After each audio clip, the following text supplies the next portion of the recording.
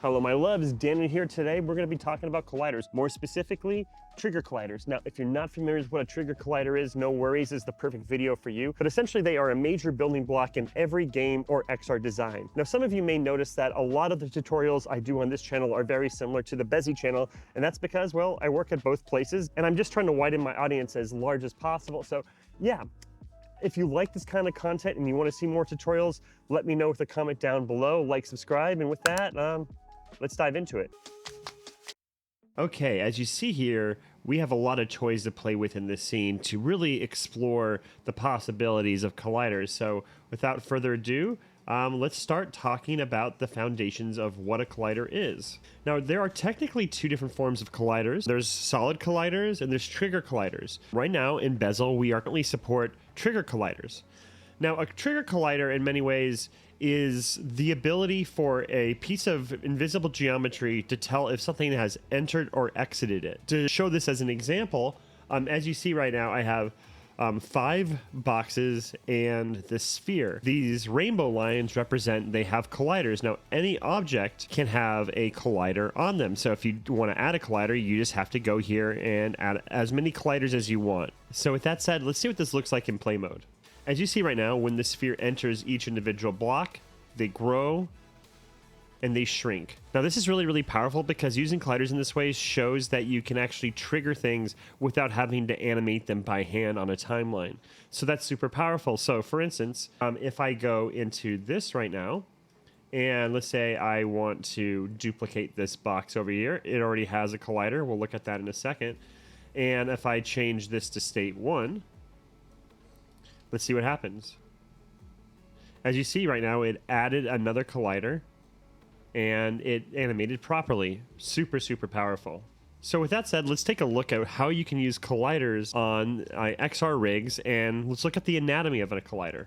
So we have a hand and we have a box. Basically what I want to do is when this hand touches this box, or a controller touches this box, it will change colors. So how does this work? Well, let's take a look at this right hand here, and I'm just going to remove this collider, but if I add a collider here, change it to a sphere, we're going to see that the sphere is down by the wrist. If I open up this panel right here, I can, change the auto size, or I can just keep it to where I want it. Maybe I'm just going to do auto, and then I can change the position. So if I can go from X, Y, and Z.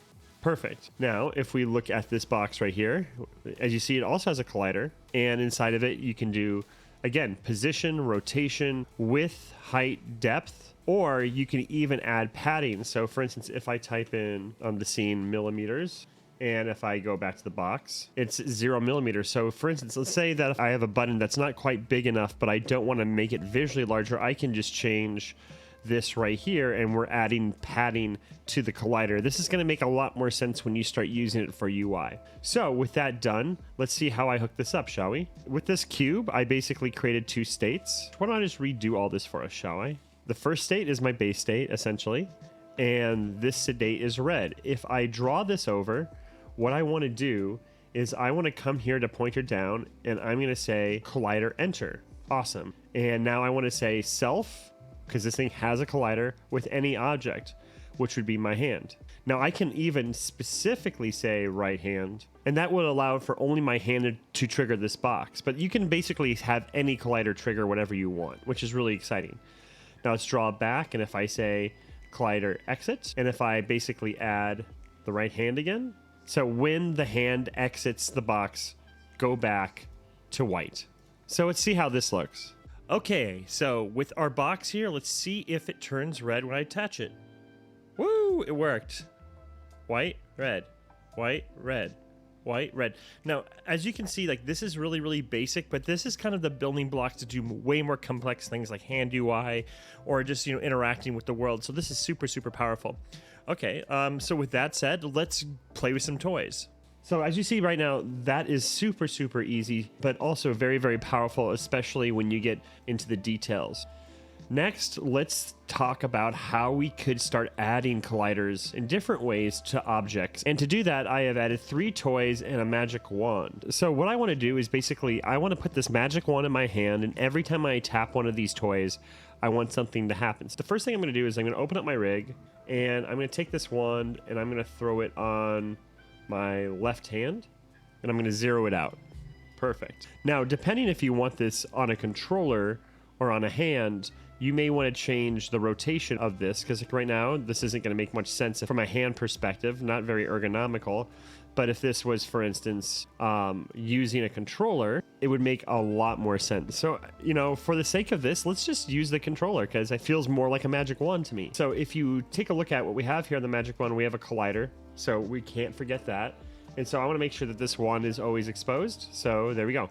Next thing, what I want to do is I want to have 3 different types of colliders for every object. And I want each of these things to do different things. So the first thing we have with this cat is we want it to hover when we tap it. So let's do the traditional way, and let's add a collider to it. But before we do that, let's just add a couple of states. And I'm just going to call this first state default. And then I'm going to change this to collider enter. It has no colliders yet. It's fine. And I'm just going to say hover. And I'm just going to reattach that. We'll fix that here in a second. And on this base state, what I can do is add a collider. And it's going to be a box. Now, on hover, I know that I want this to come up here. But if I have a magic wand, for instance, I want this rainbow box to go all the way down while this cat is up in the air, because I want my magic wand to go anywhere near it. And if it shot up, it would automatically go down because it would automatically exit. So we're going to need to extend the height of this collider, so no matter where my wand is beneath it, it stays up in the air. So how do we do that? Well, let's make sure that we have our toy one selected. I can go to this box, change this auto layout, and I can start changing the height. So I'm going to change it back to meters. There we go. And then I can even start moving this down on the Y. Perfect. So as you see right now, it will raise. And so we have plenty of room to hit this cat. Perfect. So what I want to do now is, I can say collider on any object, but I'm just going to do the wand. And then I'm going to say collider exit. And we will also do the wand. Sweet, so that's good to go. We'll test it out here in a second. Let me put it back in its default state. The next thing here we have is a ship. And what I want this ship to do is get really, really large when I get next to it with my wand. So what we can do now is add the size we want it to be. So I basically dragged from start to create state 1 and added another one. Trigger. So basically I want to do collider enter. And don't worry, we haven't figured out the collider yet. And let's make this large, small. It's fine. And so let's just change the scale real quick. I think this is good. And we can even move it back a little bit. So small, it's not bad. It's a little bit too small still. So let me do this. Perfect. Now I could add a collider to this in a bunch of different ways, but we're going to try something a little bit more unique. And that is basically creating a empty. So if I go up here to objects, and if I create an empty, and I can do this, and as you see right now, it's called group. So you can either use a quick key or just create an empty. And I'm just going to call this boat trigger, and I can add a collider to that.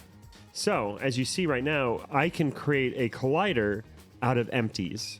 And this is super, super powerful, especially when you want to make compound colliders. But we're not going to talk about compound colliders today. So with this ship selected, I am just going to say, I want this to go when boat trigger enters any other object. I can even go to wand. So basically, I want this to expand when the wand enters this little area down here. And, you know, I may even do this as well and like reverse it, but maybe I want to reverse it on collider enter as well. So I can make it huge by tap, and then I can make it small with another tap. So that's super easy, and I'm just going to leave this on any object with collider for now. I think that's going to be fine. Cool. Okay, so for the final toy, I wanted to do something a little bit more advanced, and while it's a little bit crazy, I think you can handle it. Okay, so for this one, we're going to start off by selecting toy 3 right here, and we're just going to add a classic collider to it, and we're also going to add a behavior to it. Now, inside of this behavior, what we're going to do is we're going to go up to this little section up here that says toy 3 and targets. So let's go back here. And I'm going to grab this target and this behavior and follow. And I am going to attach it to this red square. And as you see right now, it disappears because, you know, we have preview on. And if I make it 0, now it's back. Now what I want to do is when the magic wand touches this really cool blaster, I want it to teleport over here. So how are we going to do that? Well, it's actually quite simple. So what I'm going to do now is I'm just going to drag from start. I'm going to create a brand new state, and I'm just going to call this default. And then I'm going to drag over, and I'm just going to call this teleport. Now, as you see, they're both connected.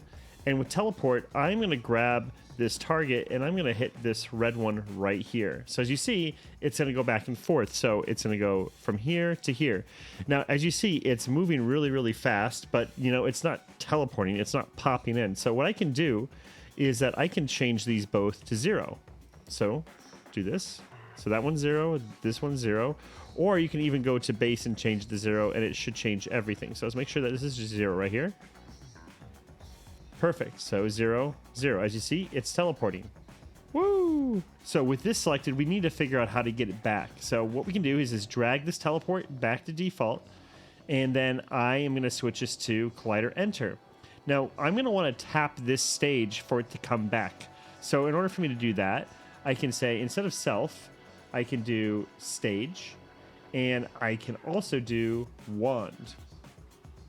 So essentially, when the stage is tapped by the wand and it enters it, bring it back. Awesome. So now with all of this set, let's actually start testing this and see how it works. So now I have my magic wand here. It does feel like a magic wand, doesn't it? Okay, let's play with the cat real quick. Hover in. He's floating, as you see right now. I am still inside of the collider. So when I go out, perfect. If I go under here, you can see he's still going to go up. Cool. Now, let's see if the ship will grow. It does. Awesome. Bring it back down. And now it's time to play with the teleporting ray gun. Boop, boop, boop. Now, all of this stuff is a little bit janky because we didn't spend that much time doing a lot of complex animations, but as you can see, with all of these tools and all these different forms of trigger colliders, you can do all kinds of interesting and cool things. Okay, let's jump out and debrief. Okay, I hope all this was helpful for you guys. You know, what you can do with colliders is absolutely insane. You can use them to load levels, you can use them for hand UI, body UI, and I really want to build upon it, so I thought this was going to be a great first video for that. Anyway, if you want to learn more about the body rig and how to use those colliders, link up above. And if you like this kind of content and you want to see more, let me know with a like, subscribe, and comment down below. Okay, everyone, until next time, take care and plus minus.